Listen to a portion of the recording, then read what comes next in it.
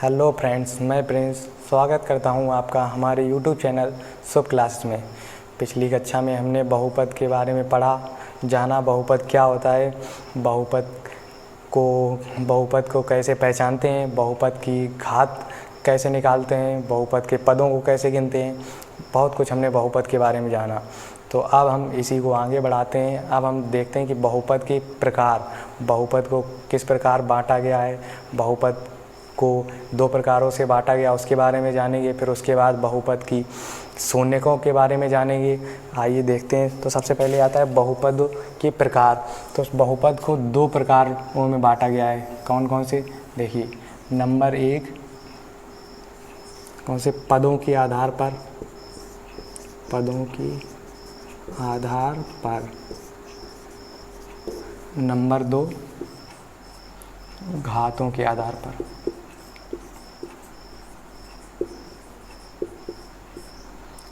आप पद गिनना तो आप जान ही चुके होंगे पिछली क्लास में। तो पदों के आधार पर कैसे बांटा गया, देखो उसमें कितने पद हैं उसके हिसाब से हमें पता चलता है ये एक वो कितने पदीय बहुपद है। तो देखिए, सबसे पहले आता है एक पदीय बहुपद। एक पदीय बहुपद। तो देखिए, एक पदीय बहुपद कौन सा होता है? एक पदीय बहुपद वो होता है जिसमें केवल एक ही पद हो। कौन सा बहुपद? जिसमें केवल एक ही पद हो। अब एग्जाम्पल के तौर पर देखिए, एग्जाम्पल जैसे 5x, इसमें केवल कितना पद है? एक। दूसरा 5x स्क्वायर, केवल कितना पद है? एक। 7x क्यूब, कितने पद हैं? एक केवल। या 8x, कितने पद हैं? एक केवल। ऐसे ही बहुत से। अब दूसरा आता है कौन सा? द्विपदीय बहुपद। द्विपदीय बहुपद। देखिए, द्विपदीय बहुपद कौन सा होता है? जिसमें कितने पद हों? जिसमें दो पद हों, उसे क्या बोलते हैं? द्विपदीय बहुपद। अब देखिए, एग्जाम्पल कौन से होंगे द्विपदीय बहुपद? जैसे कि 7x स्क्वायर प्लस 5, इसमें कितने पद हैं? एक, दो। दूसरा देखिए 3x क्यूब प्लस 4, इसमें कितने पद हैं? एक, दो। ऐसे ही तीसरा एग्जाम्पल देखिए 7x स्क्वायर प्लस 3, इसमें कितने पद हैं? दो। ऐसे ही ETC बहुत से एग्जाम्पल होंगे। अब इसके बाद आता है त्रिपदीय बहुपद। त्रिपदीय बहुपद में क्या होगा? देखिए, त्रिपदीय बहुपद, अब आप लोग समझ ही गए होंगे त्रिपदीय बहुपद कौन सा होता है। ये हमें बताने की ज़रूरत है तो नहीं, लेकिन फिर भी बता दे रहे। जिसमें कितने पद हैं? जिसमें तीन पद हों, उसे क्या बोलते हैं? तीन पद हों, उसे क्या बोलते हैं? त्रिपदीय बहुपद। एग्जाम्पल जैसे देख लो, 7x cube plus 4x square plus 5, example हो गया। कितने पद हैं? एक, दो, तीन। दूसरा example 8x cube plus 7x square plus 5, ये इसमें कितने पद हैं? एक, दो, तीन। तो ये कौन सा हो गया? त्रिपदीय। ऐसे बहुत से एग्जाम्पल ETC। तो आप लोगों को पदों के आधार पर पता चल गए कितने प्रकार के होते हैं। उसके बाद आते हैं घातों के आधार पर। तो घातों के आधार पर क्या आते हैं? सबसे पहले रैखिक बहुपद। रैखिक बहुपद। रैखिक बहुपद कौन सा होता है? देखिए, जिसकी घात कितनी हो? जिसकी घात कितनी हो?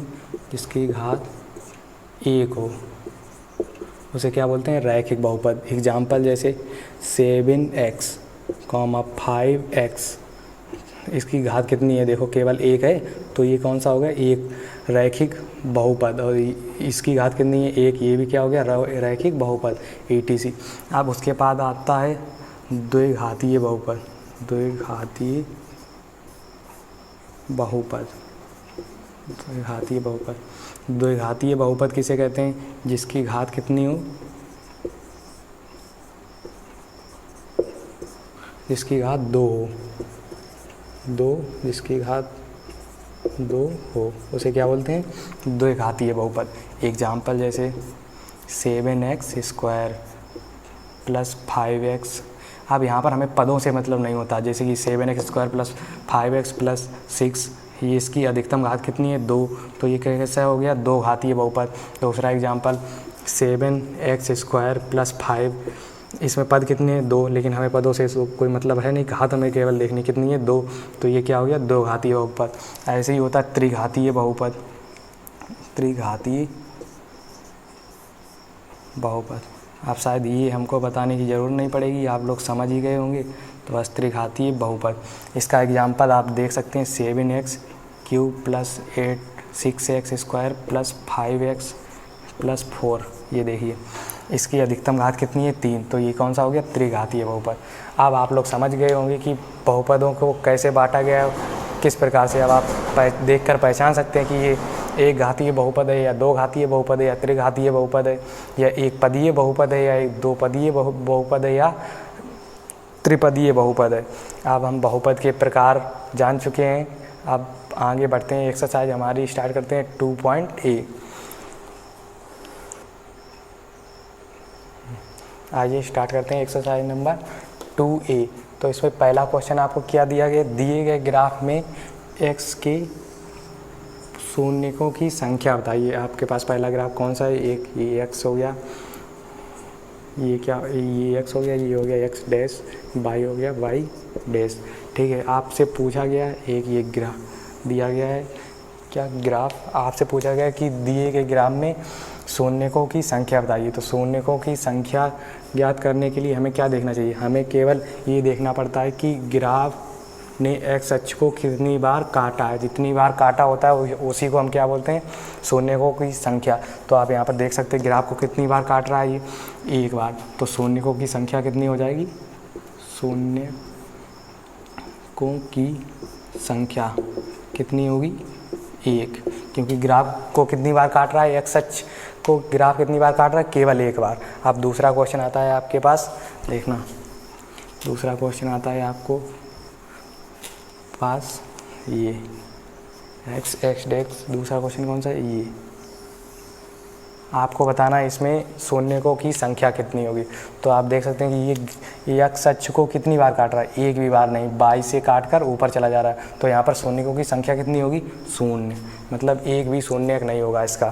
तीसरा क्वेश्चन आता है आपके पास, आप बढ़ते हैं तीसरे क्वेश्चन के पास। इसमें कुछ नहीं, बस सिंपल सा है, आपको देख के बताना है कि एक्स अक्ष को कितनी बार काटता है, वही क्या हो जाएगी, शून्यकों की संख्या।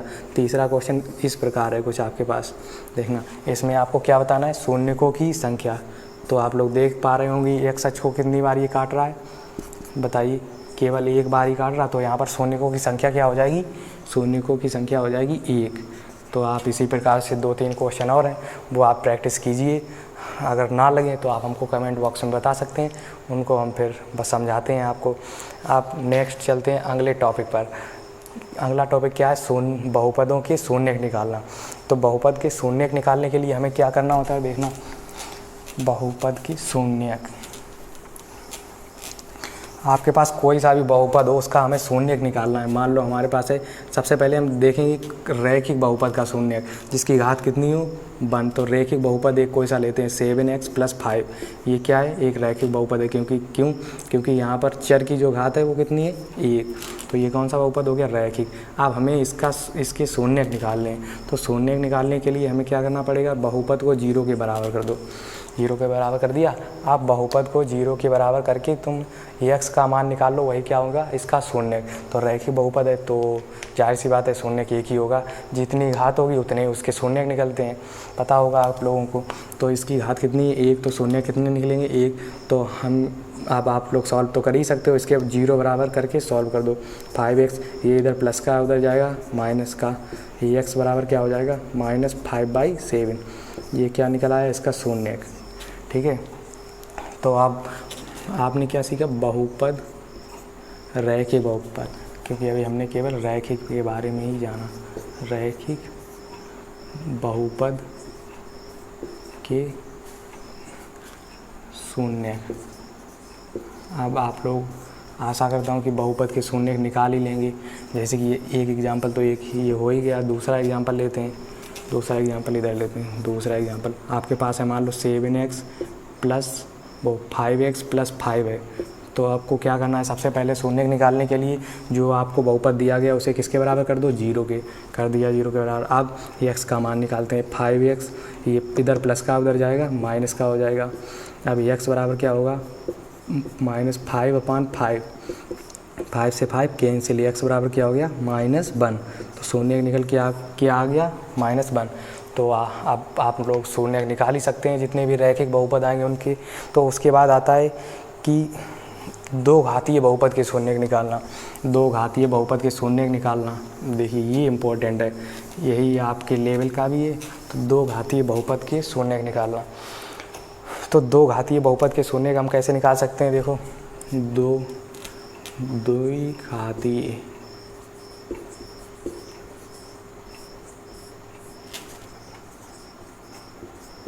बहुपद के शून्य, दो घातीय बहुपद के शून्य। देखो दो घातीय बहुपद के शून्य हम किससे निकाल सकते हैं, सीधी धराचार से भी निकाल सकते हैं। वो शायद अभी है नहीं, तो हम केवल किससे निकालेंगे, फैक्टर से। तो बीच में तोड़ ताड़ के निकाल लेंगे। देखिए कैसे, 3x² प्लस 5x माइनस 2, ये आपके पास क्या है, ये आपके पास एक बहुपद है। आप देख सकते हो घात इसकी कैसी है, ऋणोत्तर पूर्णांक। तो ये कौन सा बहुपद होगा, किस घात का बहुपद है, द्विघातीय बहुपद। तो इसके शून्य निकालने हैं। शून्य निकालने के लिए हमने आपको क्या बताया, जो बहुपद दिया जाए उसे क्या कर दो, 0 के बराबर, 0 के बराबर कर दिया। अब इनके फैक्टर करते हैं। तो फैक्टर करने के लिए हमें क्या करते हैं, पहले बाहर का गुणा करते हैं, इनका गुणा करेंगे। कितना आ गया आपके पास, गुणा करने पर 3 दूनी 6। आप देखो 6 यहाँ पर माइनस लगा, तो आपको कुछ ऐसे फैक्टर सोचने हैं जिन्हें जोड़ने पर कितना आ जाए, सॉरी माइनस करने पर कितना आ जाए, 5, क्योंकि यहाँ पर माइनस चिन्ह है तो ये माइनस की 6 होंगी। तो फैक्टर क्या क्या हो जाएंगे, 3x² प्लस 6x, वो 6 माइनस 1 इंटू x माइनस 2। देखो 6 एकम 6 होता है ना, और 5, 6 से 1 जाएगा तो कितने बचेंगे, 5 फैक्टर हो गए। आप देखो 3x² प्लस x का मल्टीप्लाई करते हैं अंदर, 6x माइनस 1 माइनस 2 इक्वल 0 चल ही रहा है, ठीक है। आप देखिए कॉमन क्या मिल रहा है, 3 मिल रहा है, x मिल रहा है कॉमन, तो क्या हो जाएगा, 3x कॉमन लेते हैं, अंदर क्या बचेगा, x प्लस 2। इतना समझ में आया। अब यहाँ पर क्या कॉमन मिल रहा है, देखो यहाँ पर x का जब मल्टीप्लाई करेंगे कितना हो जाएगा, x हो जाएगा, ठीक है। अब यहाँ पर देखो क्या कॉमन मिल रहा है, प्लस -1 कॉमन ले सकते हैं यहाँ से। तो -1 लेंगे तो ये माइनस वाला क्या हो जाएगा, प्लस, तो x प्लस ओके हो जाएंगे। ये -2 किसका हो जाएगा, प्लस का, तो +2 इक्वल 0। आप देखिए आपको ये तो पता ही होगा, अगर हमारी ये चीज़ दोनों के सेम हो जाए तो हमारा फैक्टर कैसा होता है, सही। अगर यहाँ पर कुछ थोड़ा सा भी इधर उधर हुआ तो समझ लो कि हमारा फैक्टर कैसा हो गया, गलत। तो यहाँ पर सेम है तो मतलब फैक्टर सही है। देखो अब इनको ये दो बार एक बार लिखते हैं, x प्लस 2, इसे एक साथ लिखते हैं, 3x माइनस 1 इक्वल 0। अब आप लोग समझ ही गए होंगे, फैक्टर निकाला तो पहले इसके बराबर 0 लेते हैं, फिर इसके बराबर 0। तो हमें निकालने हैं शून्य, तो पहले क्या लेते हैं, x प्लस 2 बराबर 0। तो x बराबर क्या हो गया, -2। दूसरा क्या है, 3x माइनस 1 बराबर, इसके भी 0 लेते हैं। तो 3x बराबर, ये माइनस का उधर जाएगा, प्लस का हो जाएगा। x बराबर क्या हो जाएगा, 1/3। तो हमारे पास शून्य क्या निकल कर आए, क्या निकल कर आए, x बराबर -2 निकल कर आया, 1/3। तो अब आप लोग को पता था कि अगर घात जितनी हो शून्य को उतने ही निकल कर आते हैं। तो ये किस घात का बहुपद था, 2 घात का बहुपद। तो हमारे पास शून्य कितने निकल कर आए, 2। तो अब आप लोग 2 घातीय बहुपद के भी शून्य निकाल सकते हैं। अब दूसरा आता है किसी क्या बहुपद के शून्य को तथा, देखिए नेक्स्ट टॉपिक आता है आपका बहुपद के शून्यकों और गुणांकों में संबंध। देखिए कौन सा, बहुपद के शून्यकों तथा गुणांकों में संबंध। आइए देखते हैं क्या होता है बहुपदों के शून्यकों तथा गुणांकों में संबंध। सबसे पहले एक बहुपद मानते हैं हम, कौन सा, ax² देखिए लिख लेते हैं थोड़ा, माना एक बहुपद कौन सा है, ax² plus bx plus c, ये आपके पास एक बहुपद है। इसके माना इसके जो शून्यक हैं वो कौन से हैं, इसके शून्यक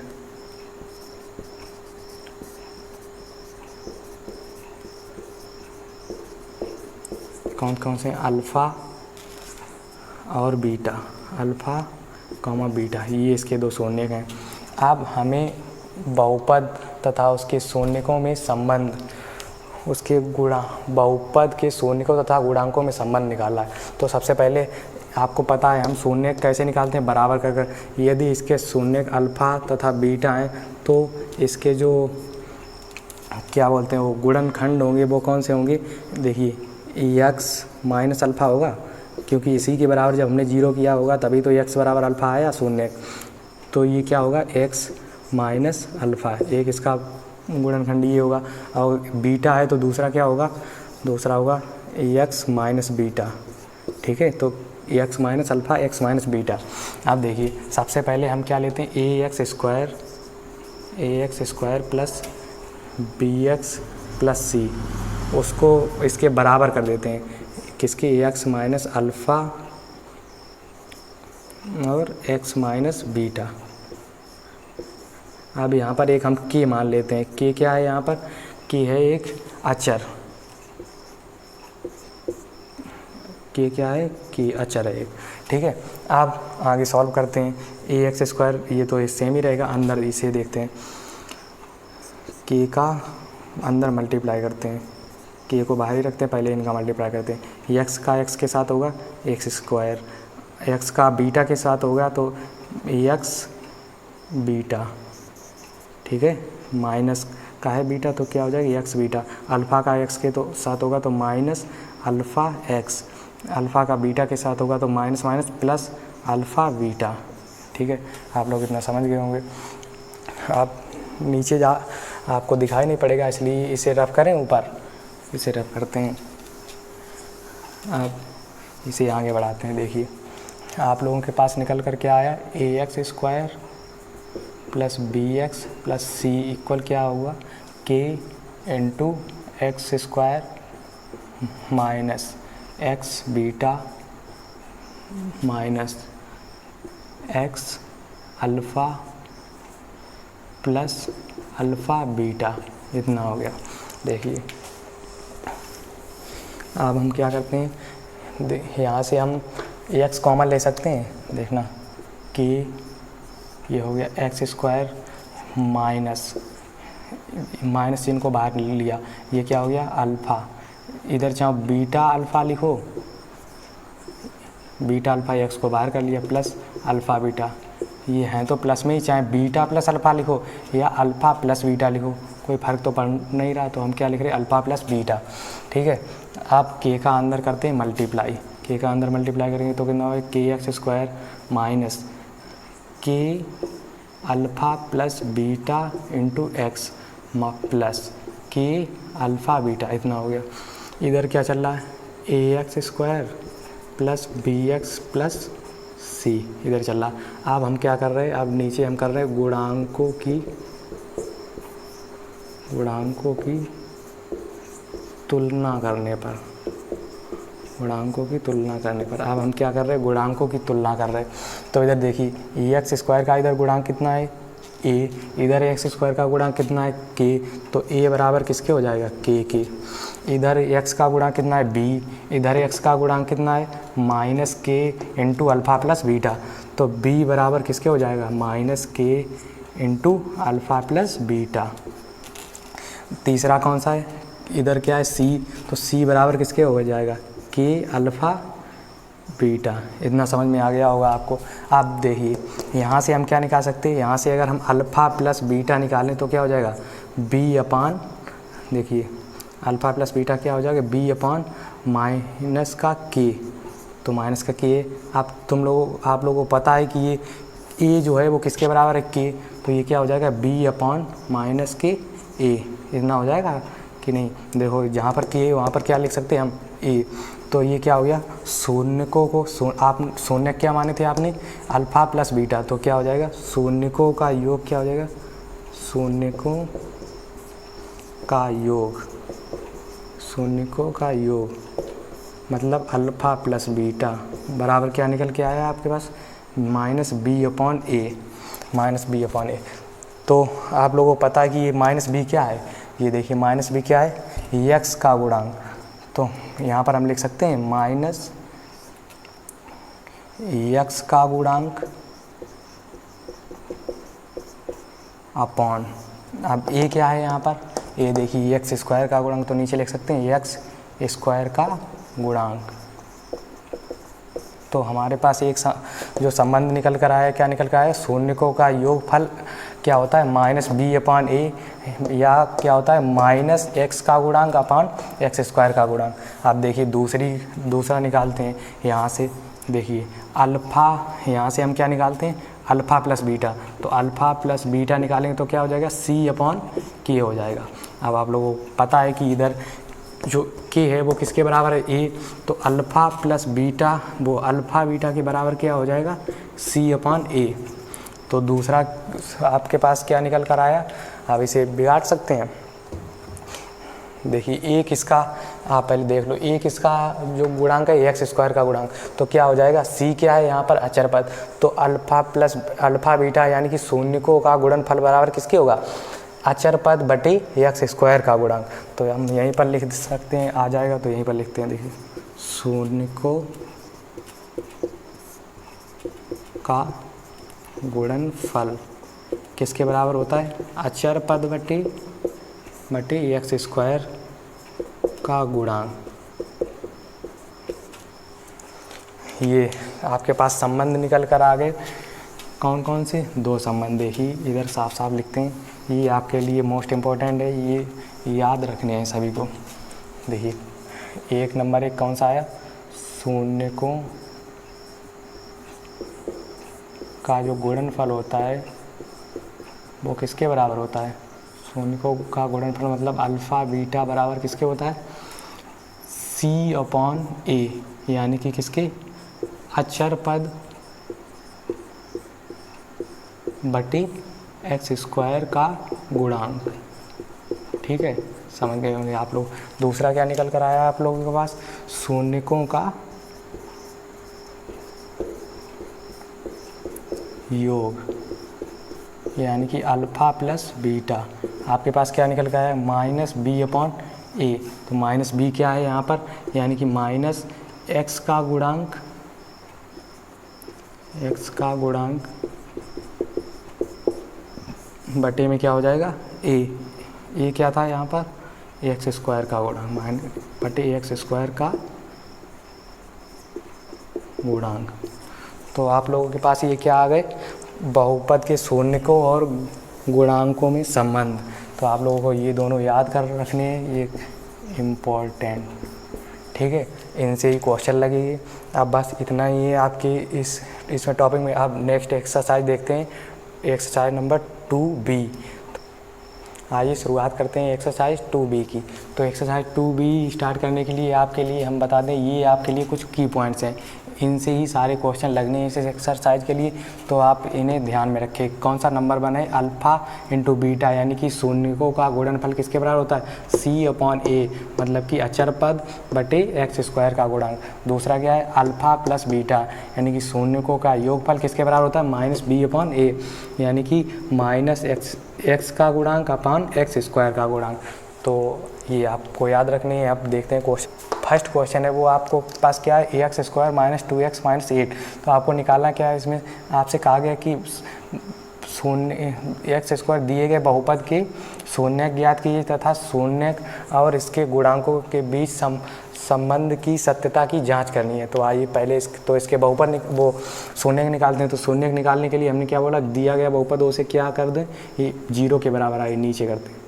तो इसे हमने पहले क्या कर दिया, 0 के बराबर कर दिया, 0 के बराबर। आप क्या करते हैं, अब हम इसके फैक्टर करेंगे। तो फैक्टर करने के लिए इसका गुणांक कितना होगा एक्स स्क्वायर का, किसी जिसका गुणांक कुछ ना हो उसका गुणांक क्या होता है 1, तो 1 हम लिखते नहीं, तो 1 का गुणा जब 8 के साथ करेंगे तो कितना हो जाएगा 8 और तुम आपको लाने कितने हैं बीच में 2, तो ऐसे फैक्टर करो जिनका गुणा करने पर कितना आ जाए 2, घटाने पर कितने आ जाए 2, गुणा करने पर 8 आए, घटाने पर कितने आने चाहिए 2, तो कौन से फैक्टर होंगे 4 × 2, 4 दूनी कितने होते हैं 8, 4 से 2 घटाएंगे 2 मिलेगा, तो फैक्टर क्या आ गया आपके पास 4 और 2, तो इसे लिखते हैं एक्स स्क्वायर माइनस, यहाँ पर 2 है वहाँ पर क्या लिख देंगे 4 - 2, ठीक है, -8 = 0। आप क्या करेंगे, अंदर माइनस का गुणा करो, अरे यहाँ पर एक्स और था, x - 8 = 0। देखिए एक्स स्क्वायर माइनस एक्स का इसके साथ होगा 4x - 2x - 8 = 0। देखिए एक्स स्क्वायर माइनस का अंदर कर रहा है 4x + 2x - 8 = 0। अब देखिए x इससे क्या कॉमन मिलेगा, x केवल x ही मिल रहा, तो अंदर कितना बचा x - 4, इससे क्या कॉमन मिल रहा 2, वो भी किसके प्लस के, तो x यहाँ पर क्या बचा x, यहाँ पर 8 है तो 2 चाकू 8, अंदर कितने बचे 4 = 0। अब ये कितना हो गया x + 2, ये कितना हो गया x - 4 = 0। हमने ये क्या निकाल लिए गुणनखंड। अब गुणनखंड से हम क्या निकालते हैं शून्य, तो शून्य निकालने के लिए हम क्या करेंगे x + 2 = एक बार 0 लेंगे, एक बार x - 4 = 0, तो x + 2 = क्या लेते हैं 0, तो x + 2 = 0 लेंगे। अब ये +2 है उधर जाएगा क्या हो जाएगा माइनस, तो x बराबर क्या हो गया -2, एक बार क्या लेते हैं हम x - 4 = 0, तो x बराबर क्या हो जाएगा 4। तो हमारे पास जो शून्यक हैं वो कौन से निकल कर आए, शून्यक कौन से निकल कर आए, एक तो निकल कर आया -2, एक क्या निकल कर आया 4, तो हमने निकाल लिए शून्यक। अब हमें क्या बोला गया कि दिए गए बहुपद के शून्यक निकालिए तथा शून्यकों और उनके गुणांकों के बीच संबंध की सत्यता की जांच कीजिए। तो हमने शून्यक तो निकाल लिया, अब हम क्या कर रहे हैं सत्यता की जांच, तो हम क्या कर रहे हैं जांच। तो जांच करने के लिए हमें क्या करना पड़ेगा, सबसे पहले तुम्हें हम लोगों को पता है ये की पॉइंट्स कि अल्फ़ा + बीटा बराबर क्या होता है -b/a, यानी कि जो शून्यकों का योगफल होता है वो क्या होता है -b/a। तो शून्यकों का योगफल क्या होगा -b/a, यहाँ पर -b क्या है x का गुणांक, तो x का गुणांक कितना है तुम्हारे पास -2, तो माइनस तो पहले ही लिखा है, फिर -2, एक क्या है यहाँ पर, एक क्या है एक्स स्क्वायर का गुणांक, तो एक्स स्क्वायर का गुणांक यहाँ पर कितना होगा कुछ नहीं है, तो गुणांक कितना होगा 1, तो बटे 1। अब ये देखो माइनस माइनस क्या हो जाएगा +/1, यानी कि कितना आ जाएगा 2। तुम्हारे पास शून्यकों का योगफल कितना आ गया 2। अब देखो क्या शून्यकों का योगफल बराबर 2 है, तो शून्य तुम्हारे पास क्या है -2 है, एक तो एक शून्य क्या है -2, दूसरा क्या है 4, दोनों का योग कर दिया तो कितना आया, देखो 4 में से 2 जाएंगे कितना बचेगा 2, ये भी 2 ये भी 2, शून्य। तो शून्य को जो संबंध की जांच हो गई, एक तो हमने किससे निकाला, जो हमने वो संबंध निकाला था उससे भी कितना आ गया 2, एक किससे देखा जो शून्य निकाले थे उन दोनों को जोड़ कर देखा, दोनों कैसे आ रहे बराबर। अब किसकी जांच कर रहे हैं शून्यकों की गुणनफल की, तो शून्यकों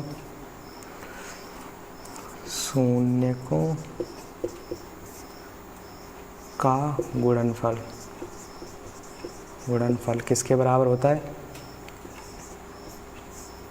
शून्य का गुणनफल किसके बराबर होता है C/a, मतलब C क्या है यहाँ पर अचर, तो अचर पद क्या है यहाँ पर -8, a क्या है, a है आपके पास क्या एक्स स्क्वायर का गुणांक, तो एक्स स्क्वायर का गुणांक क्या है 1, तो ये कितना हो गया -8। अब हम जो हमने शून्य निकाले उससे हम देखते हैं शून्य क्या शून्यकों का जो गुणनफल है वो -8 आ रहा है, तो आपके पास एक शून्य कौन सा है -2, दूसरा शून्य कौन सा है 4, तो इनका जब गुणा करेंगे 4 दूनी 8, ये भी देखो इसके बराबर आ रहा, तो शून्यकों की जांच हो गई। तो बस इतना ही आप लोगों को करना था, शून्यकों की जांच हो गई, शून्य निकाल लिए। अब क्या करते हैं, अब आपका क्वेश्चन नंबर आता है इसी का सेकेंड पार्ट, तो अब सेकेंड पार्ट तो आप कर ही लेंगे, आशा करता हूँ सेम इसी तरीके का है, थर्ड पार्ट भी कर लेंगे। अब क्वेश्चन नंबर 2 पर आते हैं डायरेक्ट। तो आपका जो क्वेश्चन नंबर 2 है वो अब नेक्स्ट क्लास में करेंगे। नेक्स्ट क्लास में एक्सरसाइज बड़ी है तो नेक्स्ट क्लास में पूरी एक्सरसाइज को कवर भी कर लेंगे। अब आज के लिए इतना ही। Thank you for watching. Bye.